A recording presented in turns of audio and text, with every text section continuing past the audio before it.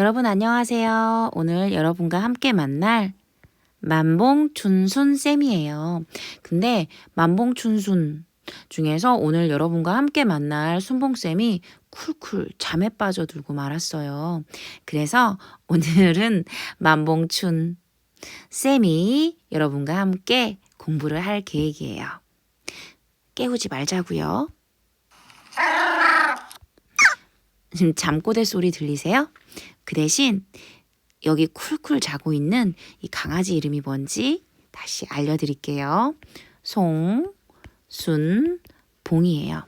우리 이쁜 왕관도 한번 씌워볼까요? 핑크색 왕관이 되게 잘 어울릴 것 같아요. 하나, 둘, 셋. 와, 여기다가 별도 달아줍시다. 와, 너무 귀엽다. 그쵸? 순봉아 잘 자. 자, 그럼 여러분들과 오늘 함께 공부해야 될 작품은 반성과 성찰의 시인이라고 합니다. 이분은 누굴까요? 이분이 쓴 대표적인 작품은 바로 자화상이 있어요.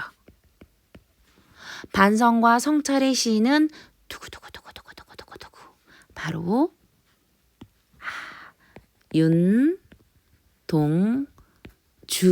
윤동주님이세요.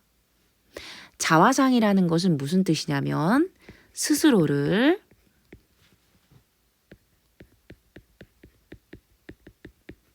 그리는 거예요. 이미지를 그린다라는 뜻이에요. 아, 반성과 성찰의 시인 누가 윤동주님이 자화상이라는 시를 쓰셨구나. 그림을 그린 건가? 그건 아니에요. 시적화자인 내가 시적화자는 뭐냐면은 시에서 말하는 사람인 내가 뭐를 만나냐면 외딴 우물을 만나게 돼요. 외딴 곳에 있는 우물을 만나게 돼요. 우물은 무슨 색이죠? 맞아요. 우물은 이렇게 맑은 색깔이에요. 여기를 들여다보니까 그곳에 누가 있냐면 사나이가 있는 거예요. 내가 외딴 우물 속을 들여다보면 사나이가 있다가 외딴 우물을 뒤를 돌아서서 가면 그 사나이가 보이지 않아요. 그러면 이 사나이하고 시적 화자인 나는 누굴까요? 똑같은 인물이겠죠. 자, 그러면 시적 화자인 나는 이 사나이를 어떻게 생각했을까요? 긍정적으로 생각했을까요? 아니면은 부정적으로 생각했을까요? 참고로 윤동주 시인은 언제 살았던 시인이죠?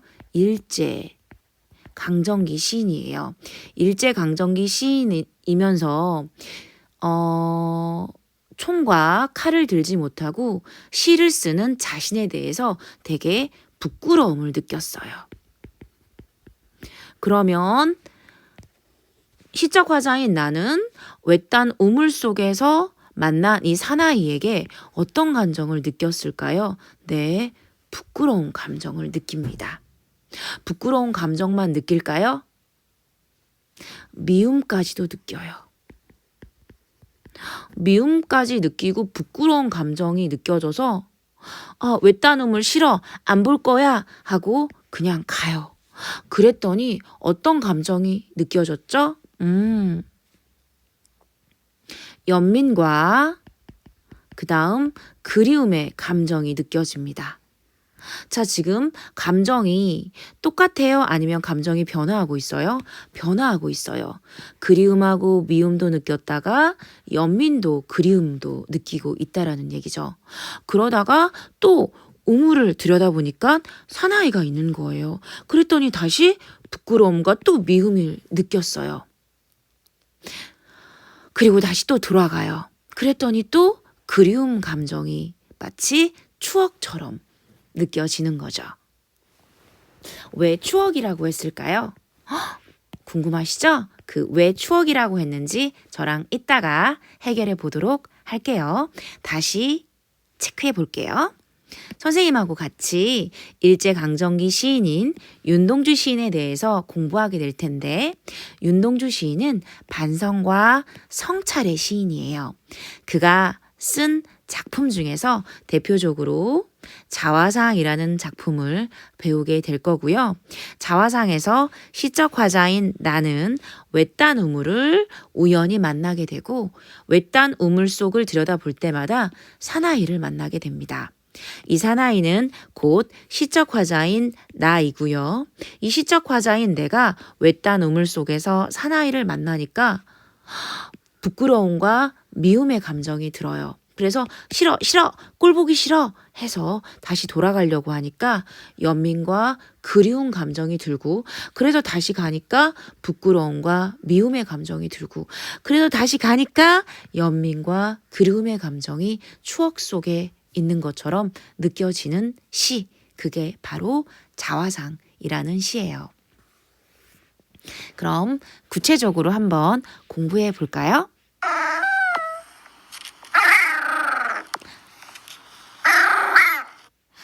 순봉이가 잠꼬대하는 소리예요.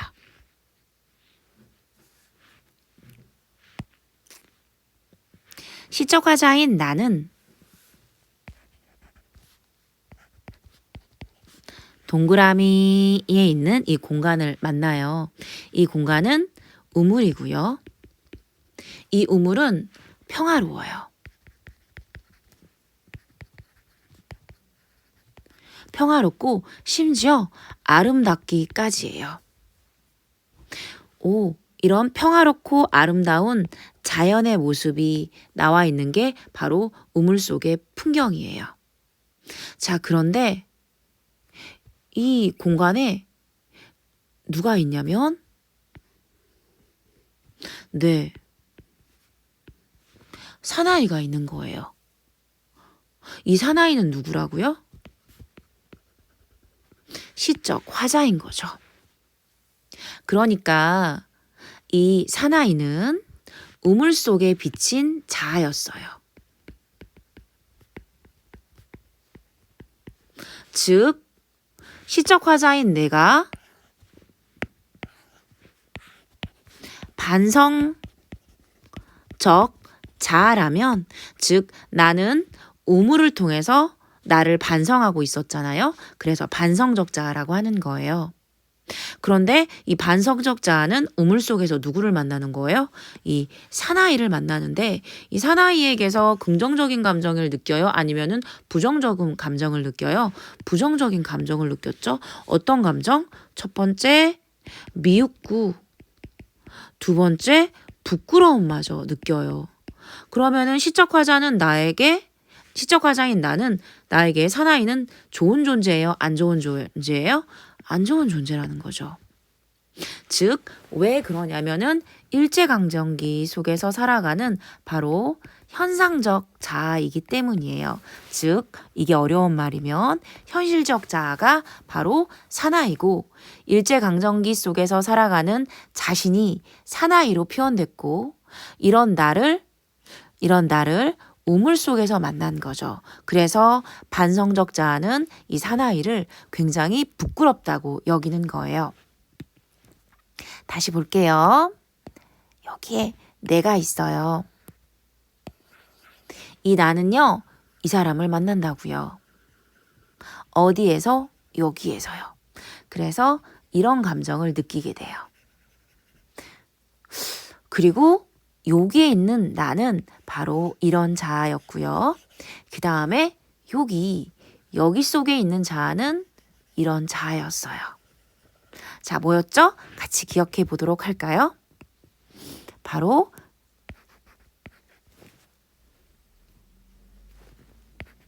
나는 어떤 자아? 반성적 자아였고요. 바로 시적 화자였어요. 시적 화자인 나는 반성하고 있는데 뭐를 통해서 했죠? 우물. 우물은 어떻다고요? 자연이 묘사되어 있는데 굉장히 평화롭고 아름다워요. 그런데 걔와 되게 대비되어 대조적인데 바로 현상적 자아가 있는 거예요. 어떤 말, 현실하고 똑같은 말이고 여기에 사나이가 있었던 거죠. 이 사나이에게 어떤 감정을 느껴요? 미움과 부끄러움의 감정을 느낀 거예요. 그래서 이 실은 총 이렇게 구성되었는데요. 하나, 둘, 셋, 넷. 총 4덩어리로 자를 수 있어요. 첫 번째 1, 2연에서는 여기 어딜까요? 우물. 우물 속에 되게 평화로운 자연의 모습이 풍경이 묘사되어 있고요. 그 다음 두 번째 덩어리인 3년에서는 여기에 누가 보여요? 사나이가 보여요. 사나이에게는 당연히 어떤 감정? 네, 미움과 부끄러움의 감정을 느끼게 되고요. 그리고 이 사나이가 너무 꼴 보기 싫어가지고 가버려요. 그리고 4연하고 5연에서는 어떤 감정을 느낄까요? 네, 연민과 그 다음 그리움의 감정이 느껴져요. 그리고 마지막으로 어디? 6년에서는 그리움의 감정을 느끼게 됩니다. 이 그리움의 감정은 다만 어디에서 기억하냐면 추억 속에서 느낀다라는 것이 바로 포인트고 이 추억을 꼭 기억하셔야 돼요. 다시 정리해 볼까요? 총 윤동주의 자화상은 몇 년? 이렇게 1, 2, 3, 4, 5, 6 이렇게 4덩어리로 구성할 수 있고요. 1, 2년은 우물 속에 평화로운 분위기가 묘사되어 있어요. 근데 얘랑 대비되는 모습으로 3년에는 사나이가 나오는데 이 사나이는 시적 화자이고 시적 화자는 우물 속에 있는 사나이를 보면서 미움과 부끄러움이라는 감정을 느껴요. 그러다가 돌아갔더니 4연과 5연에서는 다시 그 사나이에게 연민과 그리움의 감정이 느끼고요. 그러면 감정이 어떻게 됐다라는 얘기죠? 아하, 변화한다라는 거죠. 그리고 6년에 비로소 다시 추억 속에 그리움의 감정을 느낀다라는 거예요. 그러면 저와 함께 시를 본격적으로 공부하도록 하겠습니다.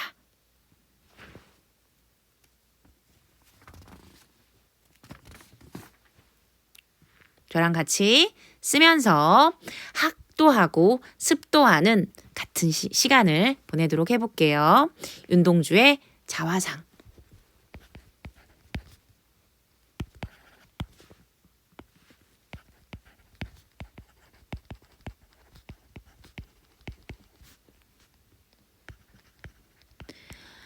산모퉁이를 돌아라고 했는데요.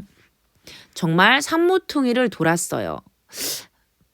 1, 2년 어떤 풍경이 나온다 그랬어요? 뭐를 만난다 그랬어요? 그렇죠. 여기를 만납니다. 외딴 우물. 사람들이 많은 곳이에요? 아니면 사람들이 없는 곳이에요? 네, 사람들이 없는 곳이죠. 외딴 우물이라고 했던 이유가 있겠죠? 북적거리는 곳이 아니라 외딴 곳에 있는 우물이기 때문에 시적 화자는 뭐를 할 수 있게 된 거예요? 자아 성찰을 할 수 있었던 거예요. 우물은 뭐의 매개체라 그랬죠? 자아 성찰의 매개체 역할을 한다 그랬고 우물하고 비슷한 역할을 한 게 거울 이런 것들이 있다 그랬어요. 산모퉁이를 돌아 외딴 우물을 홀로 혼자서 찾아가선 가만히 들여다 봅니다. 그러니까 주로 어떤 분위기가 느껴져요? 아, 조용한 분위기가 느껴져요. 조용한 분위기가 느껴지고요. 즉, 가만히 들여다본다라는 것은 무슨 뜻이냐면, 즉, 자아 성찰을 하고 있다라는 건데, 자기를 어떻게, 이 우물을 통해서 객관화하고 있는 거라는 거죠. 객관화라는 건 뭐냐면은 내가 내 자신을 다른 사람 보는 것처럼 다른 곳에서 본다라는 거. 객관화의 반대말이 주관적인 건데 객관적으로 나를 마치 남처럼 보게 된다라는 뜻이에요. 자, 아직 1년이 끝나지 않았어요. 그 다음 2연을 계속해 보도록 하겠습니다. 1년이 방금 끝났고요. 2연, 그러니까 첫 번째 덩어리가 아직 끝나지 않았다라는 뜻이에요. 아까 4단 구성, 4단 구성이라 그랬죠. 이제 우물 속에 풍경이 묘사되겠죠. 어떤 모습일까요? 아름답고 평화로운 모습이겠죠. 실제 볼까요? 우물 속에는 시적 화자가 우물을 들여다봤겠죠? 그랬더니 뭐가 있을까요? 달이 밝고 뭐가 흐르고 구름이 흐르고 구름까지 있나 봐요. 그 다음에 하늘이 펼쳐지고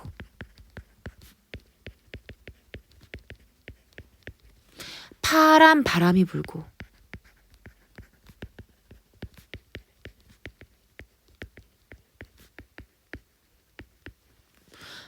가을이 있습니다.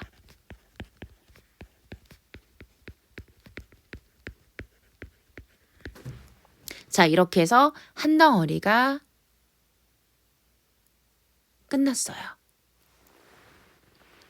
지금 첫 번째 덩어리인 1, 2년이 끝났는데요. 1, 2년에서 즉 우물 속에 본격적으로 우물 속에 아름답고 평화로운 모습이 나와 있는데 달이 있고요. 구름이 있고요. 하늘, 그 다음에 바람과 가을이 있어요. 우물 속 한번 그려볼까요? 우물이 있는데 무슨 달인지 모르겠지만 여기에 이렇게 이런 달이 있고요. 그 다음에 이렇게 구름이 있고요. 호호.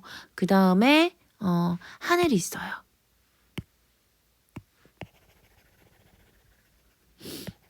그 다음에 뭐까지 있냐면요. 여기에 바람도 불어요. 슈, 슈, 평화로운 바람. 그 다음에 너무 예쁜 가을. 뭐가 할까요? 이렇게 단풍잎이 있을까요? 이렇게 가을이 있어요. 어떤 모습이에요? 정말 평화롭고 아름다운 모습이네요. 바로 무엇? 자연이네요. 평화롭고 아름다운 바로 어디? 자연의 모습이 어디 안에 있는 거예요? 이게 뭐였더라? 우물이었던 거죠. 그럼 몇 가지 정리해 보자면 1년은 무엇? 평화롭고 아름다운 자연 풍경이 제시되어 있다라는 거고 여기서 표현상의 특징은 지금 볼게요. 열거법이 있어요. 열거법은 뭐냐면요. 나열을 하는 거예요. 지금 나열했잖아요. 달, 구름, 하늘, 바람, 가을 이렇게 나열을 했어요. 나열을 했다라는 것은 열거법이라는 뜻이고요. 다 여기에서 나열한 거 달, 구름, 하늘, 바람, 가을은 모두 우물 속에 있는 무엇? 자연이라는 것이고 평화롭고 아름다움을 이야기하는 소재들이에요. 시어들이에요. 시적 화자는 열거법을 통해서 우물 속 아름다운 자연물, 달, 구름, 하늘, 바람, 가을 이 모든 것들이 뭐라고요? 자연물이에요. 열거법을 통해서 자연물을 나열했구나.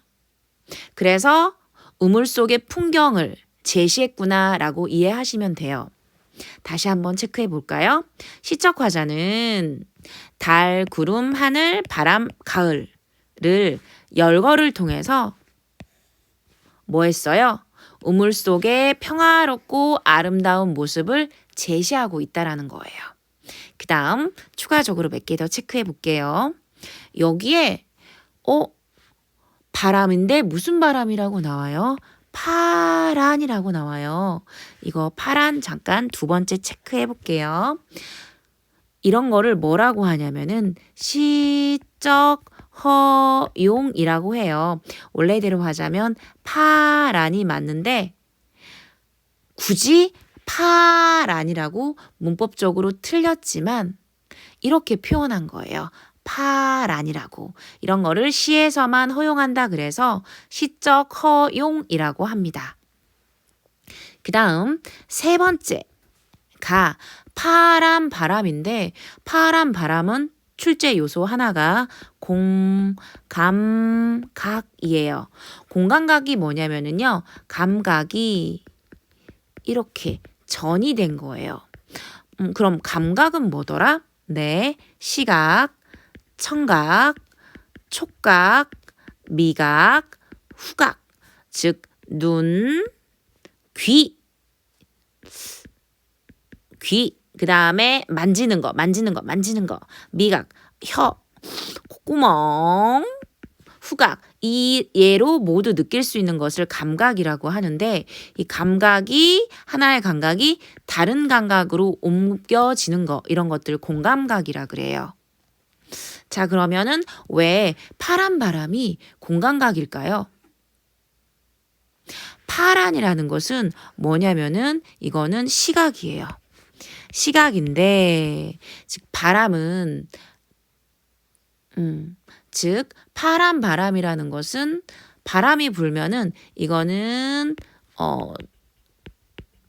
촉각으로 느껴지는데 바람 부는 거 이 촉각을 무엇? 시각화했다 그래서 촉각이라는 감각이 시각으로 어떻게? 이렇게 전이가 됐다 그래서 공감각이라고 합니다. 자, 다시 한번 체크해 볼게요. 우물 속에는 달이 밝고요. 구름이 흐르고요. 하늘이 펼쳐져 있고 바람이 불어요. 그리고 거기에는 가을이 있죠. 이거는 열거법이었고요. 파란색으로 동그라미 칠한 모든 것들은 자연물이었어요. 그 다음 이 파라는 시적 허용을 한 거예요. 그 다음 파란 바람은 원래 바람이라는 것은 감각 중에서 촉각이고 파랑색은 눈으로 보이는 시각인데 이 촉각을 시각으로 감각을 전이했다 그래서 공감각이라고 해요. 참고로 이 감각이라는 것은 시각, 청각, 촉각, 미각을 통해서 느껴지는 모든 것들을 감각이라고 하는데 이 감각을 전이하면은 다른 감각으로 바뀌어지면은 공감각이라고 한다라는 거.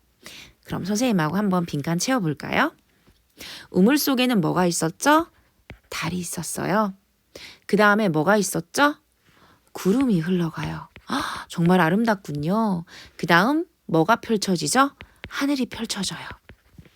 그리고 바람이 부는데 이 바람은 무슨 색깔이었죠?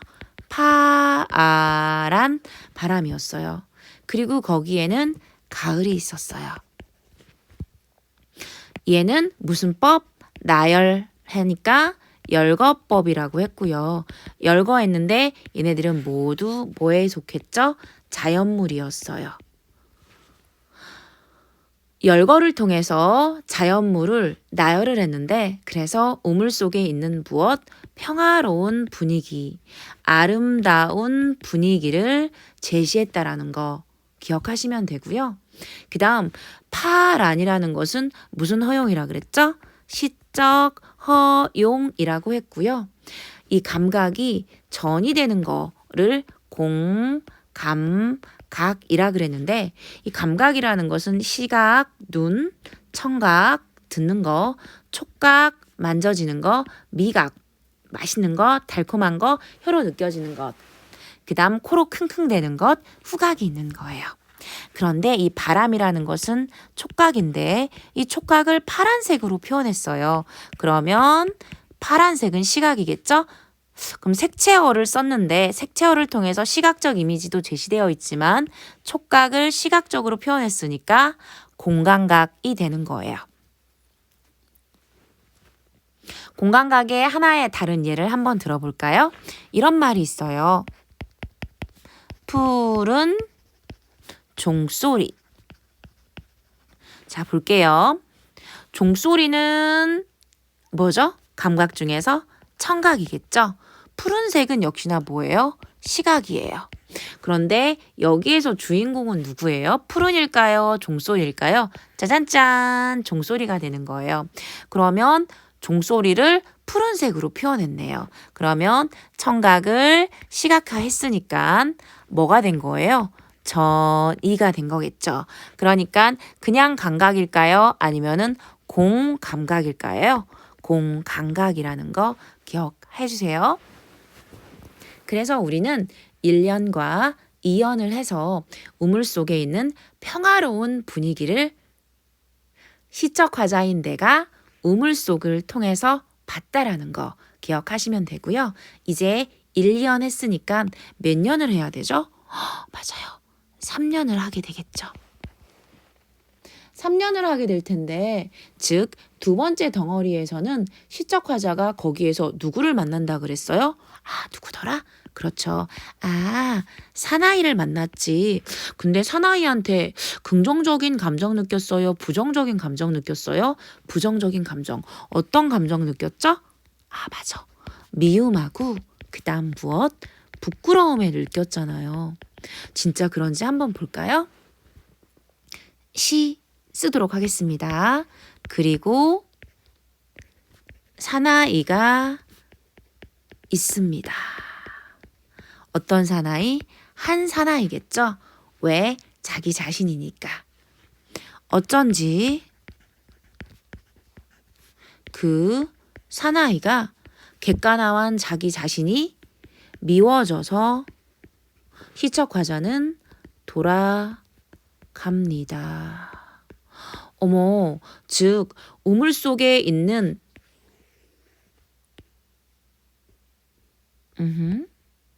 이렇게 사나이를 봤는데 우물 속에 있는 풍경하고 너무 대조적인 거예요. 아까 1년하고 2년의 풍경은 어땠죠? 되게 평화롭고 아름다웠어요.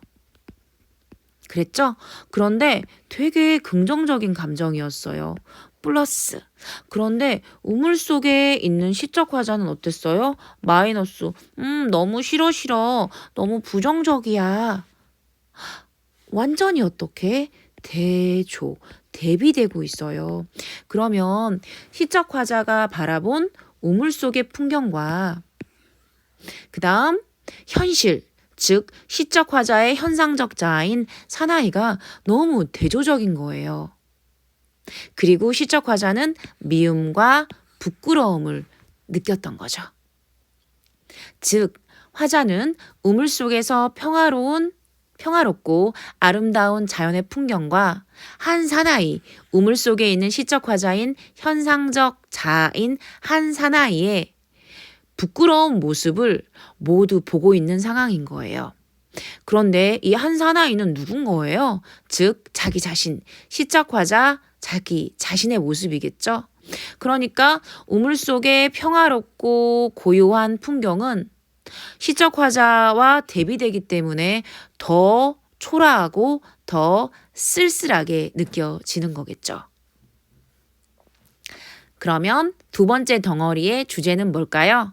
바로 초라한 자신, 초라한 한 사나이에 대해서 부끄러움과 미움을 느끼고 있다라는 거예요. 한번 써보도록 할까요? 어떤 자신?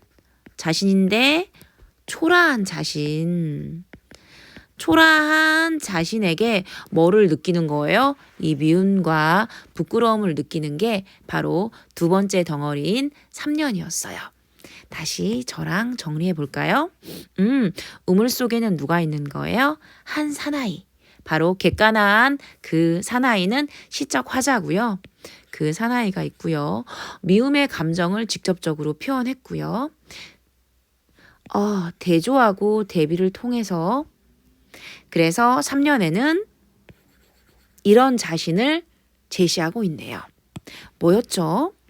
그리고 누구? 한 사나이가 있었고요. 나는 그 사나이가 미워져 돌아가요. 아까 1, 2년에서는 평화롭고 아름다웠는데 그 사나이가 너무 어떻게 그거에 대비돼서 대비와 대조를 통해서 어떤 거죠? 초라한 거예요. 이 초라한 자신이기 때문에 어떤 감정? 미움과 부끄러움을 느낀다라는 거죠. 자, 이제 그럼 다음을 해보도록 하겠습니다. 다음은 어땠죠? 네, 바로 연민을 느꼈잖아요. 그리움을 느꼈죠? 볼까요? 1, 2년 했고 그 다음에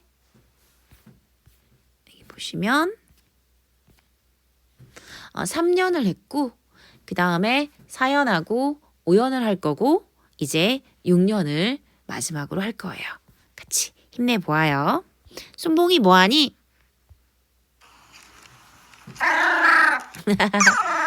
네.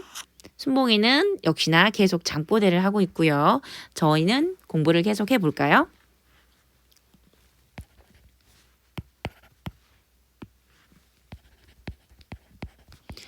돌아가다 생각하니 그 사나이가 가엾어집니다. 아까 미웠거든, 부끄러웠거든. 그런데 가엾어진다고 했어요. 이 가엾어진다라는 것을 어렵게 말하면은 애증. 애라는 것은 가엾다라는 건 뭐냐면은 사랑하니까 가여운 거고요.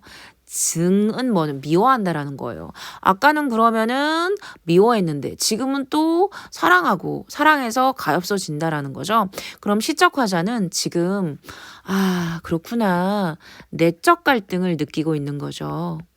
내적 갈등을 느끼기 때문에 미웠다가 가엾어졌다가 이러한 애증의 감정, 사랑했다가 미워했다가 이런 두 가지 감정을 이런 거를 뭐라고 하냐면 어려운 말로 양가적인 감정이라 그래요. 양가가 뭐냐면은 두 가지의 감정이라고 해요. 다시 볼게요. 돌아가다 생각하니 어디에서 돌아갈까? 우물이 너무 싫어. 우물 속에는 평화로웠는데 아름다웠는데 그렇기 때문에 이 우물 속에 있는 그 사나이가 너무 초라하게 느껴졌고 너무 부끄러워. 너무 미워. 그래서 내가 우물을 어떻게 등을 지고 돌아가 버렸어. 그랬더니 그 사나이가 너무 가엾어진 거죠. 시적 화자는 지금 무엇을 내적 갈등, 양가적인 감정을 느꼈고요. 아까는 미웠고 부끄러웠고 지금은 가엾어지고 있기 때문에 애증의 감정을 느끼고 있다는 사실 기억하셔야 돼요. 가엾어지니까 시적 화자는 어떤 행동을 할까요? 네, 그렇습니다. 도로 가보니 들여다보니 어디를 들여다볼까요? 바로 우물이겠죠? 우물을 들여다보니 사나이는 그대로 있습니다. 그러니까 시적 화자는 여기에서 뭐를 느끼고 있는 거예요? 아까 미움의 감정을 느꼈다가 지금은 가엾어, 연민의 감정을 느끼고 있는 거예요. 어머, 정말 중요한 부분 나왔어요.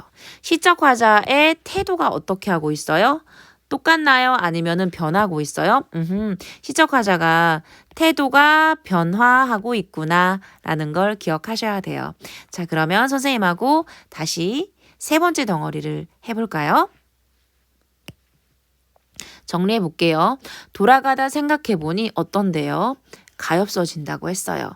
얘는 뭐를 느끼고 있다고요? 내적 갈등. 이거는 양가적인 감정이라 그랬고요. 아까는 뭐 했어? 증오했어. 미웠어. 부끄러웠어. 하지만 지금은 사랑하고 있기 때문에 가엾다라고 얘기했고 아까는 그래서 미웠고 지금 가엾다, 연민이 느껴진다라는 것은 시적 화자의 뭐가 태도가 변화됐다라는 거예요.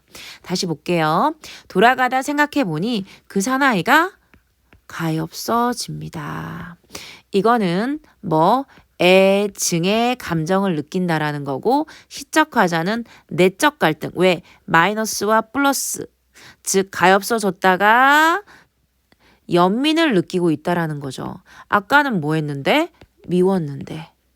이거는 양가적인 감정이라고 했고 시적 화자는 지금 뭐 태도가 변하고 있다라는 거예요. 누구에게? 내가 누구에게 느끼는 사나이에게 느끼는 누구? 반성적 자아가 누구를 바라보는 현상적 자아를 보는 태도가 변화한다라는 거 기억해 보세요. 그 다음 계속해 보도록 할게요. 그런데 어머 다시 그 사나이가 미워져 돌아갑니다. 어머, 아까 전에 미웠다가 연민하는 거 아니었어? 그런데 또? 그래요. 미웠대요. 돌아가다 생각하니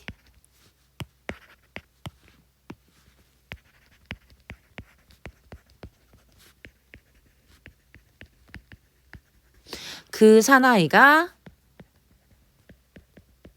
가엾어집니다. 자, 그러면은 지금 감정이 미웠다가 다시 가엾어진대요. 이건 무슨 말이에요?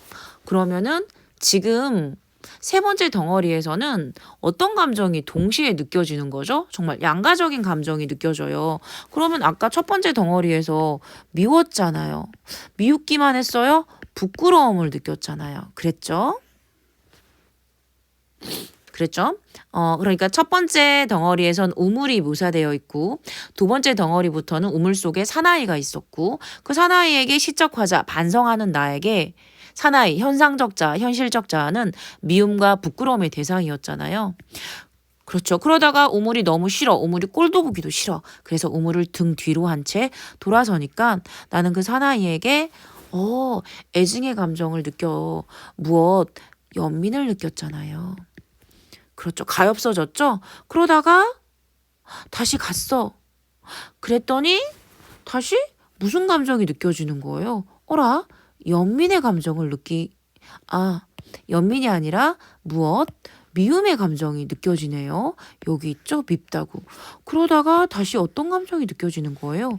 오호. 그렇죠. 또 연민이 느껴지네요. 시적 화자가 시적 대상에게 느끼는 심리, 즉 태도가 어떻게 되고 있다? 변화하고 있다라는 거죠. 다시 볼게요. 심리와 태도가 일관되어 있어요? 아니면은 변화하고 있어요? 변화하고 있다라는 것. 화자는 우물 속 사나이, 즉 현상적 자아를 바라보며 자신에 대한 미움과 연민, 그리고 그리움까지 번갈아 느끼고 있어요.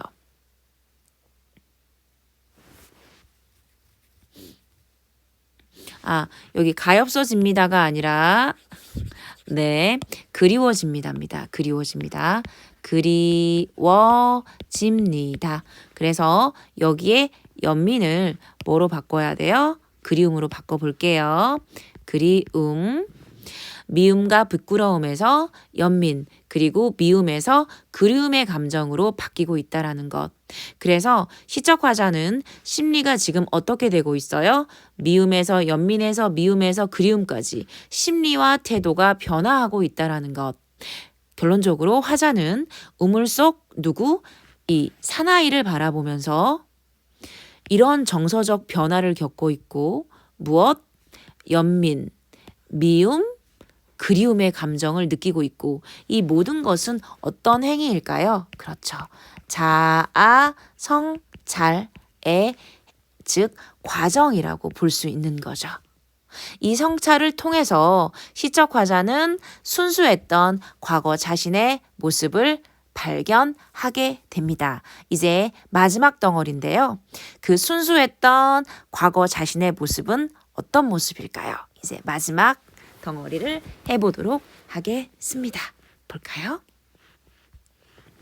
우물 속에는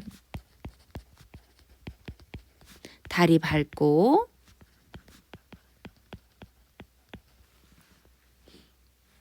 구름이 흐르고 하늘이 펼치고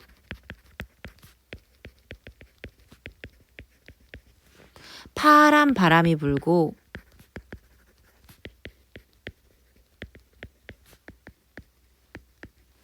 가을이 있고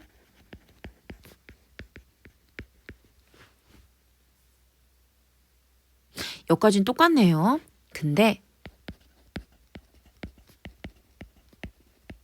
추억처럼 사나이가 있습니다. 라고 이 시가 끝나요. 지금 보면은 이게 아까 우리 몇 년에서 그랬죠. 2연에서 만났던 부분을 똑같이 만나요. 어디? 여기도 아까 2연에 있었고요.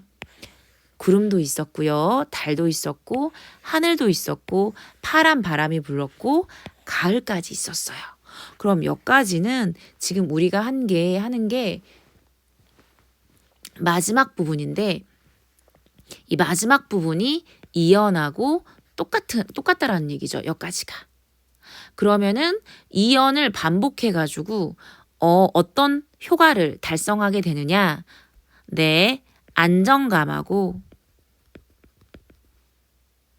균형감을 비슷한 말인데 균형감을 이루게 된다라는 거죠. 안정감과 균형감을 이루게 된다라는 거예요. 즉 2연의 내용을 어디에 6년에서 뭐를 하여서 반복을 통해서 뭐를 이루는 거예요? 안정감과 균형감을 형성한다라는 거예요. 자, 그런데 보면은 여기 부분이 조금 다르거든요. 그러니까 완벽한 반복은 아니고 변주, 살짝 달라졌다라는 뜻이에요. 그러니까 지금 6년은 2연의 반복과 변주를 통해서 안정감과 균형감을 형성하고 있고요. 예를 통해서 화자의 심리까지 제시되고 있어요. 뭐까지? 화자의 심리. 그럼 화자의 심리는 대체 어떤 심리일까요? 보자고요. 지금 아까 제가 말씀드린 게 무엇이었냐면은 미움과 부끄러움에서 연민에서 미움에서 그리움으로 이 성찰의 과정을 통해서 화자는 순수했던 과거 자신의 모습을 발견한다 그랬거든요. 그러면은 그 모습이 어디 있냐면은요. 바로 여기예요. 순수했던 과거 자신의 모습이 어디에 있는 거죠? 바로 여기에 있는 추억 속에 있는 사나이로 있는 거예요. 그러니까 순수했던 과거 자신의 모습을 발견하는 거예요. 자아 성찰의 과정에서. 시적 화자는 내적 갈등을 심하게 하게 되었어요. 왜죠? 애증까지 느끼게 되잖아요. 미웠다가 부끄럽다가 가엾다가 미웠다가 그리움의 감정까지 느끼게 됐죠. 그리고 마침내 자아 성찰의 과정을 통해서 추억처럼 사나이가 있는데 이 추억처럼 이 사나이에게 이 사나이는 순수했던 무엇? 과거의 자신인 거예요.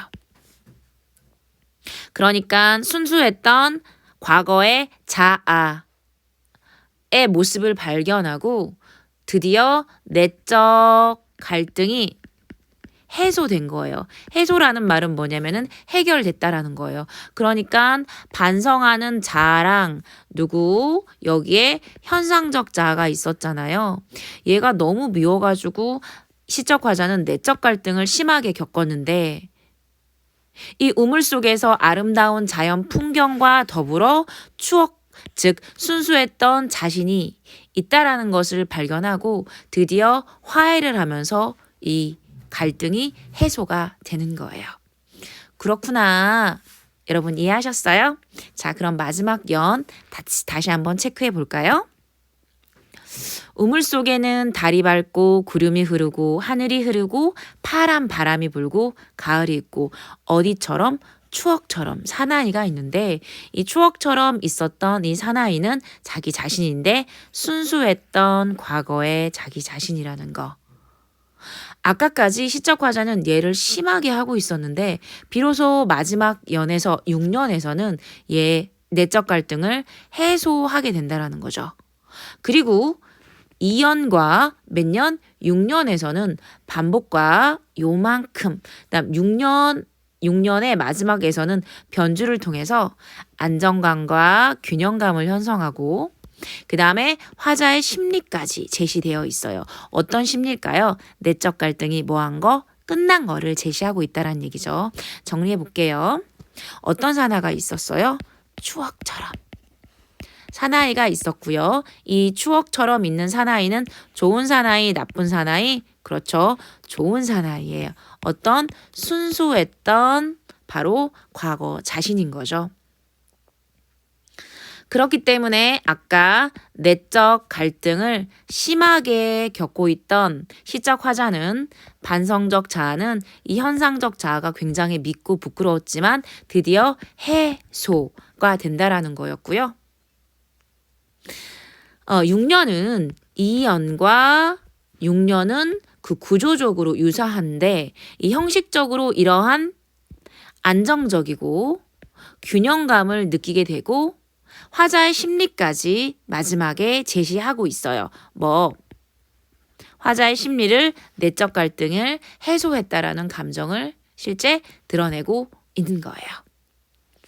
자, 그러면은 우리가 표현상의 특징 마지막으로 다시 한번 정리를 해볼게요. 이 시의 표현상의 특징은 반복법이 많이 나와요. 그 다음 열거법, 마지막으로 공감각적 심상이 나오는데요. 공감각은 어디 나왔더라? 여기 파란이요. 그랬죠? 촉각을 시각화했다라는 거. 그 다음 열거법이 나왔어요. 몇 년하고 몇 년에 나왔죠? 2년하고 맨 마지막 6년에 나왔어요. 우물 속의 평화롭고 아름다운 풍경을 어떻게? 비슷한 시구를 나열해서 구조를 통해서 시의 구조를 통해서 시구를 나열을 했죠. 해서 실제 열거를 했고요. 그 다음에 반복법을 기억해 보자면 똑같은 말들이 계속 나오는데 반복법을 따로 빼서 한번 체크해 볼게요. 이 시는 공감각적 심상하고 열거법하고 반복법이 많이 쓰였는데 반복법에선 아까 우리가 체크한 게 2년하고 6년이 유사하다 그랬어요. 그 다음에 또 어떤 시어를 반복하냐면 제일 많이 나온 시어가 뭘까요? 바로 사나이라는 시어였어요. 이런 말들이 시에서 쓰인 단어라 그래서 시어라고 하고요. 그 다음에 이런 말도 반복하고 있어요. 세 번째, 사나이가 비읍니다를 반복하고 있어요. 자, 그러면 유사한 무엇? 시어를 반복하고 있고요. 그 다음에 사나이가 비읍니다. 문장 구조를 반복하고 있고요. 이런 말을 똑같은 말로 통사 구조를 반복한다 그래요. 그 다음에 2년과 6년을 반복과 그 다음 변주를 해서 구조적 안정감과 균열감, 그 다음 화자의 심리, 갈등을 해소했다라는 것까지 제시하고 있어요. 다시 체크해 볼까요? 이 시는 공감각과 그 다음 열거법, 반복법을 표현상의 특징으로 기억하셔야 되고요. 2년과 6년에서 반복과 변주를 통해서 안정감과 균형감을 달성하고 있고요. 사나이라는 시어를 반복하고 있고요. 사나이가 비읍니다 라는 문장, 즉 통사 구조를 반복하고 있어요. 다시 한번 볼게요. 표현상의 특징 뭘 기억해야 된다고요? 공감각. 뭐가 있었죠? 파란 사나이. 아니었죠? 파란 사나이가 아니라 파란 바람이었어요. 촉각의 시각화. 2번은 열거했었어요. 어디에서 열거했었어요? 2년과 6년에서 했었고요. 3번은 표현법으로 반복법을 기억해야 돼요. 2년과 6년에서 반복을 했는데요. 정확히 말해서 반복과 변주를 하여서 안정감과 균형감을 얻었고요.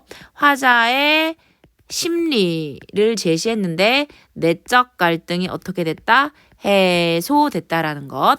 그 다음에 시어를 반복했는데 사나이라는 시어를 반복했고요. 그 다음에 마지막으로 사나이가 비읍니다라는 문장을 반복했어요. 이런 거는 달리 말해서 통사 구조의 반복이라고 합니다. 오늘 여러분들은 짜잔짠. 와, 정말 열심히 공부했네요. 오늘 여러분들은 순봉이가 작기 때문에 여기 윤동주 시인의 반성과 성찰의 대명사인 윤동주 시인의 자화상을 같이 공부하게 됐는데요. 우물 속에 비친 자신의 모습을 바라보면서 자신에 대해서 성찰을 했던 그 상황 속에서 시적 화자는 어떤 감정을 그렇죠.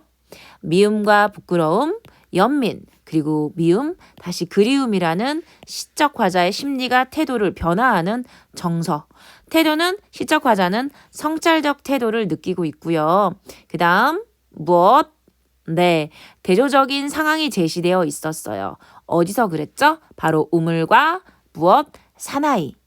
우물속과 그 다음 사나이의 상황은 되게 대비됐죠? 대조됐죠? 왜요? 우물 속의 풍경은 평화롭고 아름다운 반면에 현실은 어땠죠? 사나이에게 되게 부끄러운 감정을 느끼고 있었잖아요.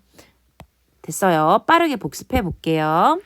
그랬고요. 그 다음에 두 번째, 그러니까 대조, 대비 하여서 우물 속에 있는 자신이 초라하게 느껴졌다라는 거 그거 기억하시면 되고, 그 다음에 비읍니다라는 말이 있어. 이 비읍니다라는 아까 통사구조, 문장구조의 반복을 했다 그랬는데 마지막 이 종결어미라고 해요. 따라해 볼까요? 종결어미.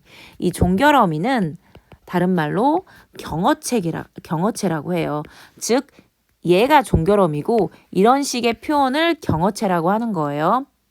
이 경어체를 통해서 시적 화자의 정서가 드러났다라는 거 기억하시면 되고요. 그 다음에 세 번째 아까 뭘 했죠? 열거법 써였고 반복법 있다라는 거 기억하시면 되고, 네 번째 파아란 뭐였죠? 파아란 바람이었죠. 이 파아란 바람은 무슨 허용이라 그랬죠? 시적 허용이라 그랬어요. 그 다음에 마지막으로 2년하고 6년이 반복과 변주라 그랬는데 학교마다 얘는 조금 다를 수 있지만 수미상관이에요. 수미상관이라는 것은 앞하고 끝이 서로가 유사한 구조를 갖는다라는 거죠. 마지막으로 마지막 하나 안 왔네요. 마지막 하나 더. 여기에 추억처럼 이라는 말이 있는데 이 추억은 긍정적인 거였어요? 부정적인 거였어요? 과거에 순수했던 자기 자신이었잖아요. 근데 여기 처럼이라는 것은 비유, 즉 직유법이 있었다라는 거 기억하시면 됩니다. 다시 리체크 한번 해볼게요. 대조와 대비를 한다라는 거죠. 우물 속의 풍경과 현실이 대조되고 대비되고 있고요. 이걸 통해서 시적 화자는 우물 속에 있는 자신이 초라하게 느껴져. 그런데 궁극적으로 나중에 6번에서는 추억처럼 사나이를 발견하게 돼서 내적 갈등이 해소된다까지 기억하시면 되고요. 비읍니다가 무슨 체라고요? 경어체다. 이를 통해서 시적 화자의 정서, 부끄러움이라든지 미움이라든지 연민, 그리움의 정서가 느껴진다라는 거. 열거법과 반복법이 있었죠. 몇 년? 2년과 6년. 반복법에서는 시어가 있었고 사나이가 비읍니다라는 통사구조의 반복이 있었고요. 파라는 시적 허용이라는 거 기억하시면 되고 2년과 6년에서 앞뒤가 똑같은 유사한 수미상관, 그래서 안정감과 균형감을 이루고 있다라는 것.